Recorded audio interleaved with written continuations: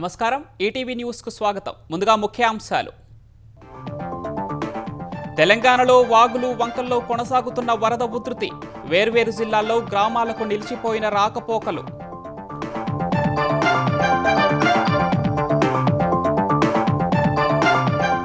కర్నూలు జిల్లాలో వర్ష బీభత్సం లోతట్టు ప్రాంతాల్లో ఇళ్లలోకి చేరిన వరద సహాయక చర్యలు చేపట్టిన అధికారులు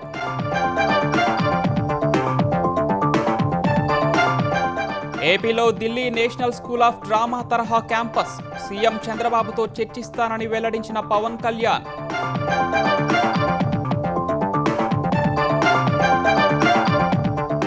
గోదావరి పుష్కరాలపై రేవంత్ రెడ్డి సమీక్ష ఒకేసారి 2 లక్షల మంది స్నానాలు ఆచరించే విధంగా ఏర్పాట్లకు ఆదేశాలు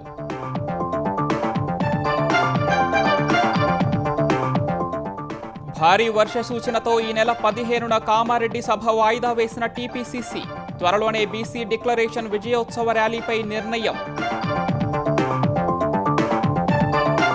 ఉపరాష్ట్రపతిగా ప్రమాణం చేసిన సిపి రాధాకృష్ణన్ రాష్ట్రపతి భవన్లో కార్యక్రమానికి హాజరైన మోదీ అమిత్ షా చంద్రబాబు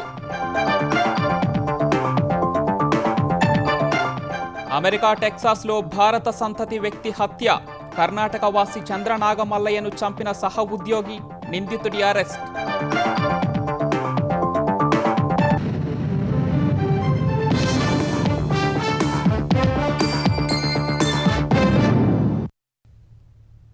గోదావరి పుష్కరాలకు శాశ్వత ప్రాతిపదికన ఏర్పాట్లు చేయాలని ముఖ్యమంత్రి రేవంత్ రెడ్డి అధికారులకు సూచించారు. గోదావరి పుష్కరాల సన్నద్ధత ముందస్తు ప్రణాళికలపై కమాండ్ కంట్రోల్ సెంటర్లో సీఎం అధికారులతో సమీక్ష నిర్వహించారు. టెంపుల్ సెంట్రిక్ ఘాట్స్ అభివృద్ధికి ప్రాధాన్యతనివ్వాలని సీఎం సూచించారు. గోదావరి పరివాహక ప్రాంతంలో ప్రముఖ ఆలయాలను తొలి ప్రాధాన్యతగా నిర్మించాలన్నారు. మొదటి ప్రాధాన్యతగా శాశ్వత ఘాట్స్ నిర్మాణాలు చేపట్టేందుకు చర్యలు తీసుకోవాలని స్పష్టం చేశారు. బాసర నుంచి భద్రాచలం వరకు ఆలయాలు సందర్శించి అనువైన వాటిని ఎంపిక చేయాలని పేర్కొన్నారు. బాసర, కాళేశ్వరం, ధర్మపురి, భద్రాచలం ఇతర ప్రముఖ ఆలయాలను సందర్శించి జాబితాను సిద్ధం చేయాలని నిర్దేశించారు. జాతీయ రహదారుల సమీపంలోని గోదావరి పరివాహక ఆలయాలకు ఎక్కువ ప్రాధాన్యతనివ్వాలని సూచించారు. ఘాట్ల విస్తరణ, రోడ్లు, ఇతర సౌకర్యాల కోసం శాశ్వత ప్రాతిపదికన పనులు చేపట్టాలని తెలిపారు. పుష్కరాల సమయంలో ఒకేసారి 2 లక్షల మంది స్నానం చేసేలా అభివృద్ధి చేయాలని స్పష్టం చేశారు. ప్రతి ఆలయానికి స్థానిక పరిస్థితులకు అనుగుణంగా వేర్వేరుగా ఘాట్ల డిజైన్లు రూపొందించాలన్నారు. పర్యాటక, నీటిపారుదల, దేవాదాయ శాఖ సమన్వయంతో పనిచేయాలని సీఎం స్పష్టం చేశారు. తెలంగాణలో పలుచోట్ల రాత్రి కురిసిన భారీ వర్షానికి నదులు, వాగులు, వంకలు పొంగిపొర్లుతున్నాయి. హనుమకొండ జిల్లా ఎల్కతుర్తి మండలం గోపాల్పూర్ తాళ్లవాగు ఉధృతంగా ప్రవహిస్తోంది. ఈ నేపథ్యంలోనే రాకేష్ అనే వ్యక్తి వాగు దాటుతూ ఉండగా వాహనంతో పాటు వాగులో చిక్కుకున్నాడు. 3వ పిల్లర్ వరకు కొట్టుకుపోయి అక్కడ పిల్లర్ పట్టుకొని అరుపులు వేశాడు. ఘటనా స్థలానికి చేరుకున్న పోలీసులు గ్రామస్తులతో కలిసి అతన్ని తాళ్లతో బయటకు తీశారు. కరీంనగర్ జిల్లా హుజూరాబాద్లో భారీ వర్షం కురిసింది. ఆదర్శ వసతి గృహ పాఠశాలలోకి భారీగా వరద చేరడంతో విద్యార్థినులు చిక్కుకుపోయారు. టీచర్ల సాయంతో తల్లిదండ్రులు వారిని బయటకు తీసుకొచ్చారు. చిలుకవాగు ఉధృతికి హుజూరాబాద్, కనుకులగిద్ద గ్రామాలకు రాకపోకలు నిలిచిపోయాయి. భువనగిరి, చిట్యాల ప్రధాన రహదారి నాగిరెడ్డిపల్లి వద్ద లో లెవెల్ వంతెనపై వరద ఉధృతంగా ప్రవహిస్తోంది. లో లెవెల్ బ్రిడ్జికి ఇరువైపులా పోలీసులు బారికేడ్లు ఏర్పాటు చేసి రాత్రి నుంచి వాహనాల రాకపోకలను పూర్తిగా నిలిపివేశారు. కొందరు వాహనదారులు రహదారిపైనే నిద్రించారు. మెదక్ జిల్లా హవేలీ ఘనపూర్ వద్ద తిమ్మాయిపల్లి, చౌట్లపల్లి వెళ్లే దారిలో గున్నాలవాగు ఉధృతంగా ప్రవహిస్తోంది. యాదాద్రి భువనగిరి జిల్లా ఆలేరు మండలంలో నిన్న కురిసిన భారీ వర్షానికి గొలనుకొండ వాగుపై వరద ఉధృతి కొనసాగుతోంది. వరదల కారణంగా రాకపోకలకు అంతరాయం ఏర్పడింది.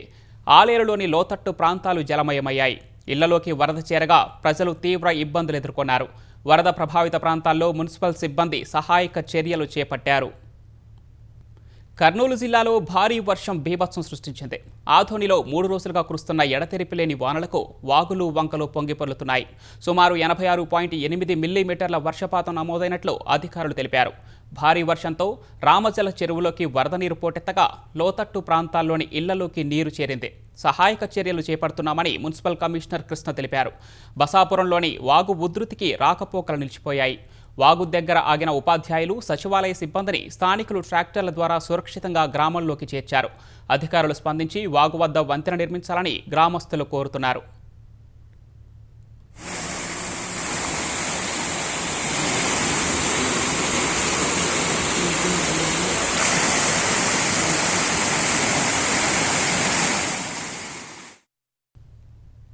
విజయవాడ న్యూ రాజరాజేశ్వరిపేటలో డయేరియా కలకలం రేపుతోంది. డయేరియా లక్షణాలతో ఇప్పటివరకు మొత్తం 130 కేసులు నమోదయ్యాయి. చికిత్స తర్వాత ఆసుపత్రుల నుంచి 70 మందికి పైగా డిశ్చార్జ్ అవ్వగా మరికొందరు బాధితులు ప్రభుత్వాసుపత్రిలో వైద్యం పొందుతున్నారు.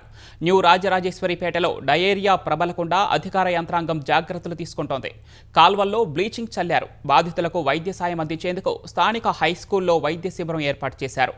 ప్రత్యేక బెడ్లు ఏర్పాటు చేసి రోగులకు అన్ని రకాల ఔషధాలు అందుబాటులో ఉంచారు. ఎవరికైనా అనారోగ్యం వస్తే వైద్య శిబిరానికి రావాలని అధికారులు సూచిస్తున్నారు. డయేరియా బాధితులను మంత్రులు సత్యకుమార్, నారాయణ, ఎంపీ కేశినేని శివనాథ్ పరామర్శించారు. తాజా పరిస్థితులపై మంత్రులకు అధికారులు వివరాలు అందజేశారు. బాధితులందరికీ నాణ్యమైన వైద్యం అందిస్తున్నామని మంత్రి సత్యకుమార్, ఎంపీ కేశినేని శివనాథ్ తెలిపారు. ప్రజలెవరూ ఆందోళన చెందాల్సిన అవసరం లేదన్నారు.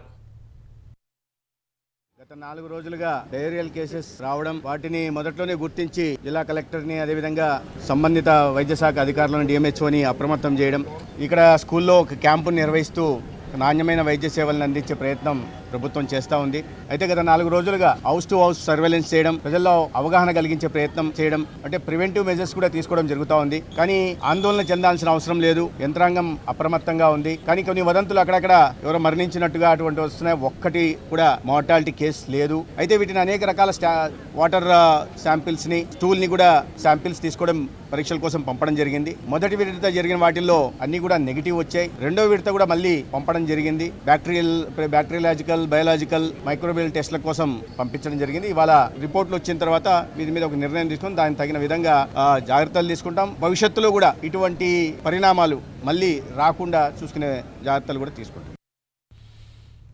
గుంటూరు తురకపాలెంలో మిస్టరీ మరణాల గుట్టు త్వరలోనే వేడుతుందని AP medical council chairman Srihari తెలిపారు. జిల్లా వైద్యారోగ్య శాఖ అధికారులతో కలిసి ఆయన తురకపాలెంలో పర్యటించారు. గ్రామస్తులకు చికిత్సను అందించిన ఆర్ఎంపీ చిట్టిబాబు క్లినిక్ వద్దకు వెళ్లగా ఆయన అందుబాటులో లేకపోవడంతో గ్రామానికి వచ్చి పరిస్థితిని సమీక్షించారు. ఈ నెల 17 వరకు గ్రామంలో వైద్య శిబిరం కొనసాగుతుందని శ్రీహరి వెల్లడించారు. నిబంధనలకు విరుద్ధంగా ఆర్ఎంపీలు చికిత్స చేస్తే చర్యలు తీసుకుంటామని హెచ్చరించారు. తురకపాలెంలో పరిస్థితి అదుపులోనే ఉందని, ఎవరూ భయపడాల్సిన అవసరం లేదని తెలిపారు.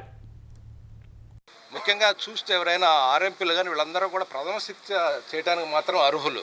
అంతేగాని డాక్టర్స్ అని పేరు పెట్టేసి వాళ్ళకి సలైన్లు పెట్టడము, ఇంజక్షన్లు ఇవ్వటము, కొందరైతే అబార్షన్లు చేయటము, అదేవిధంగా ఆపరేషన్లు చేయటం, ఇవన్నీ కూడా చట్ట విరుద్ధము. అటువంటి వాళ్ళ మీద ఖచ్చితంగా మేము చర్యలు తీసుకుంటాం. ఈరోజు ఇక్కడ కూడా ఆ విధమైనటువంటి చర్యలు తీసుకుని ఈరోజు ఆ సెంటర్ని మూసివేయటం జరిగింది. ఇంకా ఎవరైనా కూడా ఆ విధంగా పాల్గొని ప్రాబ్లం అంటే, ఎందుకంటే ట్రీట్మెంట్ అనేది ఒక డాక్టర్ దగ్గర మనం డయాగ్నోజ్ చేసిన తర్వాత దానికి ట్రీట్మెంట్ ఇస్తాం. అంతేగాని అలా కాకుండా దానికి ముందుగానే డ్రగ్స్ వాళ్ళ ఇష్టంగా తగ్గిపోవాలి తొందరగా అని చెప్పి ఉద్దేశంతో ఇస్తారు. అదేవిధంగా యాంటీబయాటిక్స్ కూడా 2-3 రోజులు వాడటం వల్ల రెసిస్టెన్స్ వస్తుంది, డ్రగ్స్ రెసిస్టెన్సీ. అవన్నీ కూడా రాకుండా ఒక పద్ధతిగా క్రమేణా శాస్త్రీయంగా చేయాల్సిన వైద్యాన్ని అందరు చేసేదానికి వీలు కాదు. అది మేము ఏపీ మెడికల్ కౌన్సిల్ తీవ్రంగా దాన్ని తీసుకుంటుంది. దానికి అట్లా పాల్పడిన వాళ్ళు ఎవరినైనా కూడా కఠినంగా శిక్షిస్తాము. తెలుగు సినిమా ఇప్పుడు ప్రపంచ స్థాయికి వెళ్ళిందని ఉప ముఖ్యమంత్రి పవన్ కళ్యాణ్ అన్నారు. కళలు లేకపోతే సమాజంలో హింస ప్రబలుతుందన్నారు. ఢిల్లీలో నేషనల్ స్కూల్ ఆఫ్ డ్రామాని పవన్ కళ్యాణ్ పరిశీలించారు. ఆంధ్రప్రదేశ్లో ఎన్ఎస్డి తరహా క్యాంపస్ ఏర్పాటు చేయాలన్న ఆలోచన ఉందని పవన్ కళ్యాణ్ చెప్పారు. ఈ అంశంపై సీఎం చంద్రబాబుతో చర్చిస్తానని తెలిపారు. ఇక్కడ ఒక ప్లేస్మెంట్ రావాలంటే you have to really fight it out. It is like IIT, అంటే చాలా కెపాసిటీ ఉండాలి. And that is amazing thing ఏంటంటే వాళ్ళందరూ different parts of the state, ఆట ఫైన్ ఆర్ట్స్ ఇవన్నీ ఏంటంటే it is an outlet of our inner turmoil, inner crisis. కానీ మేము ప్రత్యేకించి గ్లోబల్ ఫినామినా అయిపోయింది తెలుగు సినిమా. దానికి తగ్గట్టుగా టాలెంట్ కూడా పెరగాలి, కేబిలిటీస్ పెరగాలంటే. ఇప్పుడు చూడండి, ఎన్ఎస్డి ఎక్కడెక్కడో మారుమూలల నుంచి they are able to pick. అలాగే మనకి ఆంధ్రప్రదేశ్ నలుమూలల నుంచి, ఇంక్లూడింగ్ ఐ ఫీల్ తెలంగాణ నలుమూలల నుంచి డబ్బు అంటే 70% ఆఫ్ ది స్టూడెంట్స్ అందరూ కూడా ఒక గ్రేట్ బ్యాక్గ్రౌండ్స్, ఆర్థికమైన ఉన్నత స్థితిగతుల నుంచి వచ్చిన వారు కాదు ఇప్పుడంతా. అలాగే మనకు కూడా తీసుకురమ్మని చెప్తున్నాను కోర్స్ ఒకటి. దానికి కావాల్సిన ల్యాండ్ కూడా నేను ముఖ్యమంత్రి గారితో కూడా మాట్లాడతానని చెప్పాను. Sir I'm going to invite them officially. Andhra Pradesh ప్రభుత్వం తరఫున ఇన్వైట్ చేసి ఒక ఎన్ఎస్డి క్యాంపస్ ఉంటే బాగుంటుంది. భారత ఉపరాష్ట్రపతిగా సిపి రాధాకృష్ణన్ ప్రమాణ స్వీకారం చేశారు. ఈ ఉదయం 10 గంటలకు రాష్ట్రపతి ద్రౌపది ముర్ము ఆయనతో ప్రమాణం చేయించారు.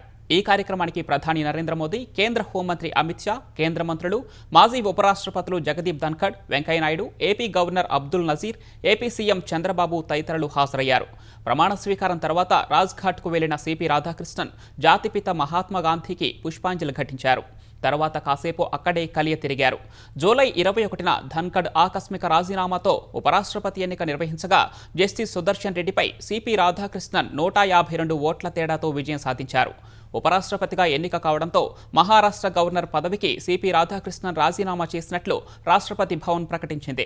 గుజరాత్ గవర్నర్ ఆచార్య దేవవ్రత్కు మహారాష్ట్ర గవర్నర్గా అదనపు బాధ్యతలు అప్పగిస్తూ రాష్ట్రపతి ద్రౌపది ముర్ము ఆదేశాలు జారీ చేశారు. నేపాల్లో చెలరేగిన అల్లర్లలో భారత్కు చెందిన మహిళ మృతి చెందిన ఘటన ఆలస్యంగా వెలుగులోకి వచ్చింది. ఉత్తరప్రదేశ్ ఘజియాబాద్కు చెందిన రామ్వీర్ సింగ్, రాజేష్ దేవి దంపతులు పశుపతినాథ్ ఆలయ సందర్శన కోసం ఈ నెల 7న నేపాల్కు వెళ్లారు. కాఠ్మాండులోని హైత్ రేజెన్సీలో హోటల్లో బస చేశారు. ఈ హోటల్కు నిరసనకారులు నిప్పంటించగా తప్పించుకునే క్రమంలో దంపతులిద్దరూ 4వ అంతస్తు నుంచి కిందకు దూకారు. ఈ ఘటనలో రామ్వీర్ సింగ్ భార్య రాజేష్ దేవి మృతి చెందగా ఆయనకు తీవ్ర గాయాలయ్యాయి. గాయపడిన రామ్వీర్ను సహాయ శిబిరానికి తరలించినట్లు అధికారులు తెలిపారు. తమ తల్లి మృతిపై అధికారుల నుంచి ఎలాంటి సమాచారం లేదని బాధితుల కుటుంబ సభ్యులు ఆవేదన వ్యక్తం చేశారు. నేపాల్లో రాజకీయ అనిశ్చితి నేపథ్యంలో తాత్కాలిక ప్రభుత్వ ఏర్పాటుపై తర్జన కొనసాగుతోంది. ఈ మేరకు కాఠ్మాండులోని రాష్ట్రపతి నివాసంలో ఇవాళ అత్యున్నత స్థాయి సమావేశం జరగనుంది. తాత్కాలిక ప్రభుత్వం ఏర్పాటు సహా ప్రధానిగా ఎవరిని ఎన్నుకుంటారనే అంశంపై స్పష్టత రానుంది. ఉదయం 9 గంటలకే ఈ భేటీ జరగాల్సి ఉండగా పలు కారణాలతో వాయిదా పడినట్లు అధికారిక వర్గాలు తెలిపాయి. ఈ సమావేశంలో Nepal army chief Ashok Raj Sigdel, chief justice Prakash Man Singh Raut, CPN senior నాయకులు, ఇతర ముఖ్య నేతలు పాల్గొననున్నట్లు తెలుస్తోంది. తాత్కాలిక ప్రభుత్వంలో మాజీ ప్రధాన న్యాయమూర్తి జస్టిస్ సుశీలా కర్కీకి సారథ్య బాధ్యతలు దక్కవచ్చని అంచనాలున్నాయి.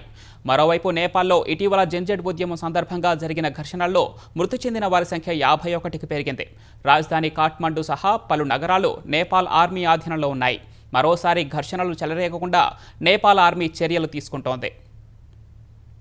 కామారెడ్డిలో ఈ నెల 15న నిర్వహించాల్సిన బీసీ డిక్లరేషన్ విజయోత్సవ సభ వాయిదా పడింది. భారీ వర్షాల సూచనతో సభను వాయిదా వేస్తున్నట్లు పీసీసీ ప్రకటించింది. తదుపరి నిర్వహించే తేదీని త్వరలోనే ప్రకటిస్తామని పీసీసీ తెలిపింది. ఈ సభకి జాతీయ ముఖ్య కాంగ్రెస్ నేతలు సహా కర్ణాటక ముఖ్యమంత్రి సిద్ధరామయ్య హాజరు కావాల్సి ఉంది. సభ కోసం విస్తృతంగా ఏర్పాట్లు కూడా చేస్తున్నారు. వర్షం అడ్డంకితో సభను వాయిదా వేశారు.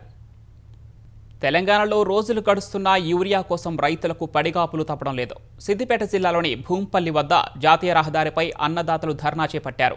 కిలోమీటర్ మేర క్యూ లైన్లో బారులు తీరినా యూరియా పంపిణీ చేయడం లేదని ఆందోళన చేశారు. రైతుల నిరసనతో రహదారిపై వాహనాల రాకపోకలకు అంతరాయం కలిగింది. నిర్మల్ జిల్లాలోని చిట్యాల పీఏసీ వద్ద తెల్లవారుజాము నుంచే రైతులు బారులు తీరారు. ఈ క్రమంలో వర్షం పడగా క్యూలో చెప్పులను పెట్టారు. కరీంనగర్ జిల్లా సైదాపూర్ మండలం బొమ్మకల్ పీఏసీ వద్ద రైతులు పడిగాపులు కాశారు. వరంగల్ జిల్లా పర్వతగిరి మండలంలోనూ తెల్లవారుజాము నుంచే రైతులు బారులు తీరారు. నిలబడే ఓపిక లేక క్యూలో చెప్పులు పెట్టి వేచి చూశారు. పంటలేసి 2 నెలలు కావస్తున్నా ఇంతవరకు సరిపడా యూరియా ఇవ్వడం లేదని రైతులు ఆవేదన వ్యక్తం చేస్తున్నారు. రాయపర్తిలో మాజీ మంత్రి ఎర్రబెల్లి దయాకర్ రావు రైతులతో కలిసి జాతీయ రహదారిపై బైఠాయించారు. రైతులకు యూరియా అందించి ఆదుకోవాలని డిమాండ్ చేశారు. రైతుల ధర్నాతో రహదారిపై భారీగా ట్రాఫిక్ జామ్ ఏర్పడింది. నల్గొండ జిల్లా తిప్పర్తిలోనూ యూరియా కోసం రైతులు రోడ్డుకెక్కారు. రైతుల ధర్నాతో అద్దంకి నార్కెట్పల్లి రహదారిపై భారీగా ట్రాఫిక్ జామ్ అయింది. నల్గొండ మిర్యాలగూడ రహదారిలో అరగంట పైగా వాహనాలు నిలిచిపోయాయి. 10 రోజుల నుండి తిండి తిప్ప లేకుండా అర్ధరాత్రి 1 గంటకు వచ్చి నైట్ 8 గంటల వరకు ఉండిపోతున్నాం. ఒక్క బస్తా ఇచ్చిన దాకా లేదు. ఇక్కడ పోయిన బేసవారం నాడు లోడ్ వస్తే ఈరోజు శుక్రవారం వరకు ఒక్క లోడు కూడా రాలేదు. రైతులు రోజు రావడం పోవడం పక్క షాపులకు వస్తే సగం ఇస్తున్నారు, సగం పోతుంది. ఎటు పోతున్నాయి అర్థం కావట్లేదు. ఊరు 200 బస్తాలు వస్తే 50 నెంబర్లు ఉన్న మనిషికి యూరియా రావట్లేదు. ఎక్కడ పోతుందో తెలియట్లేదు యూరియా. రైతులు మొత్తం అరి కోసాలు పడుతున్నారు. పొలాలు వెనక పెట్టి పొట్టకొచ్చి ఇంతున్నాయి. పొలాలు ఖరాబ్ అయిపోతున్నాయి. రోజు వస్తుంది రేపు అని గత 10 రోజులు ఇదేగా జరుగుతున్నారు. ఇదే విధంగా మేము వస్తున్నాం పోతున్నాం తిండి తిప్పలు లేకుండా ఇంటికాడ పిల్లలు జల్లలు ఇచ్చిపెట్టి వచ్చి మరి లైన్ లో ఉంటున్నాం. ఇంతవరకు ఒక యూరియా బస్తా వచ్చిన దాకా లేదు. 15 రోజుల నుంచి తిరిగితే 2 బస్తాల యూరియా వచ్చింది. నాకు ఒక 15 ఎకరాల పొలం వేసా ఆ 2 బస్తాల యూరియా ఎక్కడ వేయాలని నేను అడుగుతున్నా. ఇప్పుడు ఊరే లేదు, మేము నైట్ పగలు నిద్ర కాసి కూర్చున్నా కూడా ఊరే దొరకలేదు. మాకు 2 నెలలు పొలం నాడబెట్టి ఇంతవరకు ఊరియలే. అది ఎట్ట పిలికొస్తుంది, ఎట్ట పంతది, ఎట్ట కోసుకొని తినాలి. మేము చేసిన కష్టం మొత్తం వృధా అయిపోతుంది. మరి మేము ఎట్లా బతకాలి? ఏం చేయాలి? ఒక్క బస్సు వచ్చారా లేదు. 2 లారీలు వచ్చినాయని నిన్న పొద్దుకాలు చెప్పారు. 2 లారీలు ఎక్కడ పోయినాయి? ఎవరికి ఇచ్చిర్రు? ఇంతవారు 8 గంటలకు ఇస్తారంటే రాత్రి తెల్లవారు నుంచి నిద్ర కాసి అన్నీ పడుకున్నాం. మేము తెల్లవారు కూడా రాలేదు. పొద్దున ఇప్పుడు 12 కావస్తుంది, ఇంతవరకు ఊరే రాలేదు. మరి ఎప్పుడు ఎడిపోయింది? యాదాద్రి భువనగిరి జిల్లా చౌటప్పల్ ఆర్టీఓ కార్యాలయం వద్ద రీజనల్ రింగ్ రోడ్డు భూ నిర్వాసితుల ఆందోళనతో ఉద్రిక్తత నెలకొంది. RRR నిర్మాణానికి తమ భూములను సేకరించడాన్ని నిరసిస్తూ నిర్వాసితులు ధర్నా చేపట్టారు. RRR రోడ్డు ప్రతిపాదనను ఉపసంహరించుకోవాలని, ప్రస్తుతం చేసిన అలైన్మెంట్ను మార్చాలని డిమాండ్ చేస్తున్నారు. ఎలాంటి అవాంఛనీయ ఘటనలు జరగకుండా పోలీసులు భారీగా మోహరించారు. హైదరాబాద్ పాతబస్తీ రెయిన్ బజార్ డివిజన్ పరిధిలోని మౌలాకా జిల్లాలోని మ్యాన్ హోల్లో చిన్నారి పడిపోయిన ఘటనకు హైడ్రాదే పూర్తి బాధ్యతని కమిషనర్ రంగనాథ్ అంగీకరించారు. ఈ ఘటనపై అధికారులు సిబ్బందితో విచారణ జరిపామని తెలిపారు. మాన్సూన్స్ ఎమర్జెన్సీ టీం చేసిన పొరపాట్ల వల్లే 5 ఏళ్ల చిన్నారి మ్యాన్ హోల్లో పడిపోయినట్లు రంగనాథ్ స్పష్టం చేశారు. ఇందుకు మాన్సూన్ ఎమర్జెన్సీ టీం ఇన్ఛార్జ్ బాధ్యుడని, ఆయనపై కఠిన చర్యలు తీసుకుంటామని వెల్లడించారు. నగరంలో తెరిచి ఉన్న మ్యాన్ హోళ్లను మూసివేసేలా చర్యలు తీసుకుంటున్నామని వివరించారు. అలాగే సీవరేజ్ లైన్లు, స్ట్రాంగ్ వాటర్ లైన్లపై ఉన్న మ్యాన్ హోళ్లు, వాటి పరిస్థితిపై పూర్తి వివరాలు అందించాలని అధికారులను ఆదేశించారు. ఎక్కడైనా పొరపాటుగా మ్యాన్ హోల్స్ తెరిచి ఉంటే ప్రజలు ఆ సమాచారాన్ని హైడ్రా కంట్రోల్ రూమ్కు ఫిర్యాదు చేయాలని హైడ్రా కమిషనర్ రంగనాథ్ విజ్ఞప్తి చేశారు. పెద్దపల్లి జిల్లా గోదావరి కనిలో వారం క్రితం గణేష్ నిమజ్జనానికి వచ్చి ప్రమాదవశాత్తు గోదావరి నదిలో పడిన రాజేష్ మృతదేహం లభ్యమైంది. రామగుండం అక్బర్ నగర్కు చెందిన రాజేష్ స్నేహితులతో కలిసి గణపతిని నిమజ్జనం చేయడానికి గోదావరికి వచ్చాడు. ఈ క్రమంలో విగ్రహాన్ని గోదావరిలో నిమజ్జనం చేస్తూ ఉండగా ప్రమాదవశాత్తు కాలు జారి నదిలో పడిపోయాడు. కొద్ది దూరం నీటిపై తేలుతూ కొట్టుకుపోయిన రాజేష్ ప్రవాహంలో గల్లంతయ్యాడు. వెంటనే అప్రమత్తమైన పోలీసులు గజ ఈతగాళ్లతో సహా బోట్ల సాయంతో గాలింపు చర్యలు చేపట్టారు. వారం రోజులుగా పోలీసుల బృందాలు డ్రోన్ సాయంతో గాలింపు చర్యలు చేపట్టగా యువకుడి మృతదేహాన్ని చెన్నూరు సమీపంలోని సోమనపల్లి గోదావరి నది ఒడ్డున గుర్తించారు. ఈ ఘటనపై పోలీసులు కేసు నమోదు చేసుకున్నారు. అనంతపురం జిల్లా బెలుగుప్ప నక్కలపల్లి మార్గంలో బస్సు బోల్తా పడటం బాధాకరమని ఏపీ రవాణా శాఖ మంత్రి మండిపల్లి రాంప్రసాద్ రెడ్డి అన్నారు. ఆర్టీసీ ఉన్నతాధికారులతో ఫోన్లో మాట్లాడిన మంత్రి ప్రమాదానికి గల కారణాలపై ఆరా తీశారు. బస్సు బోల్తా పడిన ఘటనలో 10 మంది ప్రయాణికులు గాయపడ్డారని మంత్రికి అధికారులు వివరించారు. వారిని సమీప ఆసుపత్రికి తరలించినట్లు చెప్పారు. బస్సులో మొత్తం 17 మంది ప్రయాణికులు ఉన్నట్లు వివరించారు. గాయపడిన వారికి మెరుగైన వైద్య సదుపాయాలు అందించాలని అధికారులను మంత్రి ఆదేశించారు. ప్రమాదానికి సంబంధించిన కారణాలు తెలుసుకోవాలని సంబంధిత శాఖ ఉన్నతాధికారులకు మంత్రి స్పష్టం చేశారు.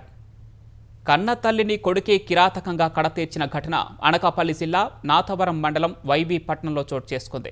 చిటికెల రామ్మూర్తి తన తల్లి మంగను అతి కిరాతకంగా చంపేశాడు.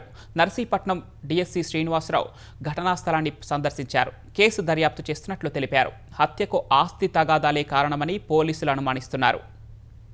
అమెరికాలోని టెక్సాస్ రాష్ట్రంలో భారత సంతతికి చెందిన వ్యక్తి దారుణ హత్యకు గురయ్యాడు.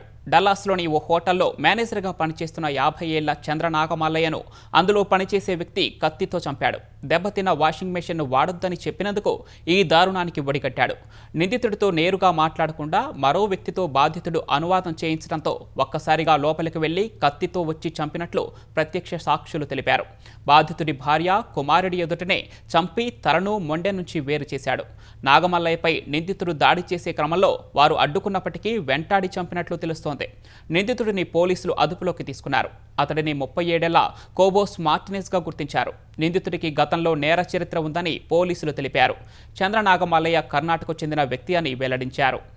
భారత్ను చైనాకు దూరం చేసి అమెరికాకు దగ్గర చేసుకోవడమే తమ ప్రాధాన్యమని భారత్కు కాబోయే అమెరికా రాయబారి సెర్గీ గోర్ అన్నారు.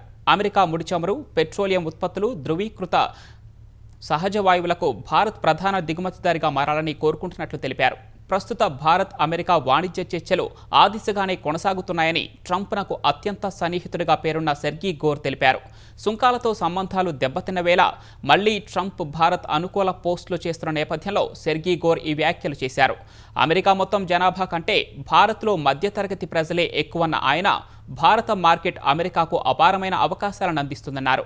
భారత వాణిజ్య మంత్రి పీయూష్ గోయల్ బృందాన్ని ట్రంప్ అమెరికాకు ఆహ్వానించారని, వారు త్వరలో అమెరికా వాణిజ్య ప్రతినిధి రాయబారి జామిసన్ గ్రిడ్తో సమావేశమవుతారని తెలిపారు. ఈ సమావేశంలోనే పరస్పర వాణిజ్య ఒప్పందాలు కుదుర్చుకునే అవకాశం ఉందన్నారు. నవంబర్లో భారత్లో జరగనున్న క్వాడ్ దేశాధినేతల సదస్సుకు ట్రంప్ హాజరయ్యే అవకాశం ఉందని సెర్గీ గోర్ వెల్లడించారు. ఛత్తీస్గఢ్లో మావోయిస్టులకు వరుస దెబ్బలు తగులుతూనే ఉన్నాయి. గరియాబాద్ జిల్లాలో నిన్న 10 మంది నక్సల్స్ హతమవగా ఇవాళ బీజాపూర్ జిల్లాలో జరిగిన ఎదురుకాల్పుల్లో మరో 2 మావోయిస్టులు చనిపోయారు. ఈ ఉదయం తెలంగాణ సరిహద్దు ప్రాంతంలోని బీజాపూర్ అటవీ ప్రాంతంలో భద్రతా దళాలు కోంబింగ్ నిర్వహిస్తుండగా ఎన్కౌంటర్ మొదలైనట్లు పోలీసులు తెలిపారు. మావోయిస్టుల వైపు నుంచి కాల్పులు ఆగిన తర్వాత ఘటనా స్థలాన్ని పరిశీలించగా 2 మావోయిస్టుల మృతదేహాలను గుర్తించినట్లు తెలిపారు. ఎన్కౌంటర్ జరిగిన ప్రదేశంలో 303 రైఫిల్, పేలుడు పదార్థాలను స్వాధీనం చేసుకున్నట్లు వెల్లడించారు. కూంబింగ్ ఇంకా కొనసాగుతున్నట్లు పోలీసులు వివరించారు. గరియాబాద్ జిల్లాలో నిన్న జరిగిన ఎదురుకాల్పుల్లో మావోయిస్టు పార్టీ సెంట్రల్ కమిటీ సభ్యుడు మోదెం బాలకృష్ణ సహా 10 మంది నక్సల్స్ చనిపోయారు. బాలకృష్ణపై ₹1 కోటి రివార్డు ఉన్నట్లు చెప్పారు. ఛత్తీస్గఢ్లో ఈ ఏడాదిలో ఇప్పటి వరకు 243 మంది మావోయిస్టులు హతమైనట్లు పోలీసులు వెల్లడించారు. దేశంలో భారీ ఉగ్రకుట్రను భగ్నం చేసిన ఢిల్లీ పోలీసులు అరెస్టు చేసిన 5గురి ద్వారా కీలక విషయాలు రాబట్టారు. కేంద్ర సంస్థల సమన్వయంతో పలు రాష్ట్రాల్లో దాడులు నిర్వహించిన పోలీసులు ఉగ్రముఠాలతో సంబంధాలున్న 5గురిని గురువారాల్లో అరెస్టు చేశారు. ప్రధాన సూత్రధారిగా భావిస్తున్న డానిష్ను రాంచీలో పట్టుకున్నారు. దేశంలో ఉగ్ర కార్యకలాపాలకు వ్యూహరచన చేసినట్లు అధికారులు తెలిపారు. కొంతమంది నేతలను లక్ష్యంగా చేసుకుని ఆత్మాహుతి దాడులకు సన్నద్ధమవుతున్నట్లు చెప్పారు. అందుకోసం ఆత్మాహుతి జాకెట్లు, బాంబులు సిద్ధం చేసుకున్నట్లు తెలిపారు. వారితో దాదాపు 40 మంది క్రియాశీల ఉగ్రవాదులు నిరంతరం చర్చలు జరిపినట్లు అధికారులు చెప్పారు. అయితే ఆ విషయాలు బయటకు రాకుండా సిగ్నల్, ఇతర చాటింగ్ యాప్లను ఉపయోగిస్తున్నట్లు తెలిపారు. ఐసిస్ స్లీపర్ సెల్తో వారికి సంబంధాలు ఉన్నట్లు గుర్తించారు. ఢిల్లీ హైకోర్టుకు బాంబు బెదిరింపులు రావడం తీవ్ర కలకలం రేపింది. అప్రమత్తమైన ఢిల్లీ పోలీసులు కోర్టులోని న్యాయమూర్తులు, న్యాయవాదులు, కోర్టు సిబ్బంది, పిటిషనర్లను హైకోర్టు ప్రాంగణం నుంచి ఖాళీ చేయించారు. ఈమెయిల్ ద్వారా ఆగంతుకులు బాంబు హెచ్చరికలకు తెగబడ్డారని గుర్తించారు. కోర్టులో 3 చోట్ల బాంబులు అమర్చామని, మధ్యాహ్నం ఇస్లామిక్ ప్రార్థనల తర్వాత జడ్జి ఛాంబర్ పేలిపోతుందని అందులో రాశారు. 2 గంటల్లో ఖాళీ చేయాలని పేర్కొన్నారు. కనిమొలి తెవీడియా పేరుతో వచ్చిన ఆ మెయిల్లో ఎజిలాన్ నాగనాథన్ అనే వ్యక్తి డిఎంకేని స్వాధీనం చేసుకుంటారని సందేశం రాసి ఉంది. తమిళనాడు మంత్రి ఉదయనిధి స్టాలిన్ కుమారుడు ఇన్బనిధి ఉదయనిధిపై ఈ వారం యాసిడ్ దాడి చేస్తామని బెదిరింపులకు పాల్పడ్డారు. పట్నాలో 1998 వంటి ఉగ్రదాడి చేసేందుకు పాకిస్తాన్ ఐఎస్ఐ ప్లాన్ చేసిందని రాసుకొచ్చారు. కోర్టు ప్రాంగణంలో పోలీసులు సహా బాంబు నిర్వీర్య బృందాలు తనిఖీలు చేపట్టగా ఎలాంటి అనుమానాస్పద వస్తువులు లభించలేదు. ఎడతెరిపి లేకుండా కురుస్తున్న వర్షాలకు సిక్కింలోని గ్యాల్షింగ్ జిల్లా ఎగువ రింబి సమీపంలో కొండచర్యలు విరిగిపడ్డాయి. ఈ ఘటనలో ఒకే కుటుంబానికి చెందిన 4 మృతి చెందగా మరో 3 గల్లంతయ్యారు. ఘటనా స్థలానికి చేరుకున్న పోలీసులు, రెస్క్యూ సిబ్బంది స్థానికులతో కలిసి సహాయక చర్యలు చేపట్టారు. కొండచర్యలు విరిగిపడి అక్కడికక్కడే మృతి చెందిన 3 మృతదేహాలను వెలికితీశారు. గల్లంతైన 3 కోసం గాలింపు చర్యలు కొనసాగుతున్నాయి. మరోవైపు వరద నీరు ప్రవాహంతో హ్యూమ్ నది ఒడ్డున గాయాలతో చిక్కుకున్న 2 మహిళలను తాళ్లతో రక్షించిన సహాయక సిబ్బంది ఆసుపత్రికి తరలించారు. వారిలో ఓ మహిళ చికిత్స పొందుతూ మరణించినట్లు అధికారులు తెలిపారు. కర్ణాటక బెంగళూరులోని ఓ పాఠశాల బస్సుకు త్రుటిలో ప్రమాదం తప్పింది. పాణత్తూరు బలగెర రోడ్డులో 20 మంది పిల్లలతో వెళుతున్న స్కూల్ బస్సు ఓ వైపునకు ఒరిగింది. బస్సు పూర్తిగా పడిపోకముందే డ్రైవర్ బస్సును ఆపగా ప్రమాదం తప్పింది. విద్యార్థులను బస్సు వెనక ద్వారం నుంచి వేగంగా కిందికి దించారు. ఈ ఘటనలో ఎవరూ గాయపడలేదని పోలీసులు తెలిపారు. దెబ్బతిన్న రోడ్డు, బురద నేల వల్ల ఒక్కసారిగా బస్సు జారినట్లు సమీపంలోని ఓ వాహనంలో రికార్డైన దృశ్యాల్లో కనిపిస్తోంది. ముఖ్యాంశాలు మరొకసారి. తెలంగాణ వాగులు, వంకలు కొనసాగుతున్న వరద ఉధృతి. వేర్వేరు జిల్లాల్లో గ్రామాలకు నిలిచిపోయిన రాకపోకలు.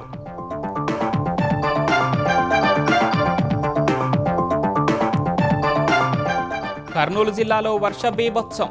లోతట్టు ప్రాంతాల్లో ఇళ్లలోకి చేరిన వరద. సహాయక చర్యలు చేపట్టిన అధికారులు.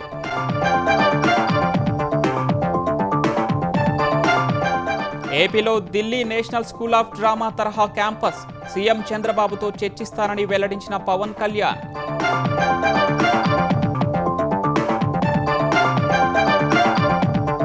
గోదావరి పుష్కరాలపై రేవంత్ రెడ్డి సమీక్ష. ఒకేసారి 2 లక్షల మంది స్నానాలు ఆచరించే విధంగా ఏర్పాట్లకు ఆదేశాలు.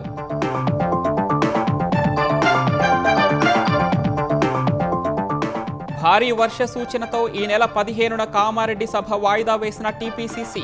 త్వరలోనే బీసీ డిక్లరేషన్ విజయోత్సవ ర్యాలీపై నిర్ణయం. ఉపరాష్ట్రపతిగా ప్రమాణం చేసిన సిపి రాధాకృష్ణన్. రాష్ట్రపతి భవన్లో కార్యక్రమానికి హాజరైన మోదీ, అమిత్ షా, చంద్రబాబు. అమెరికా టెక్సాస్లో భారత సంతతి వ్యక్తి హత్య. కర్ణాటక వాసి చంద్రనాగ మల్లయ్యను చంపిన సహ ఉద్యోగి, నిందితుడి అరెస్ట్.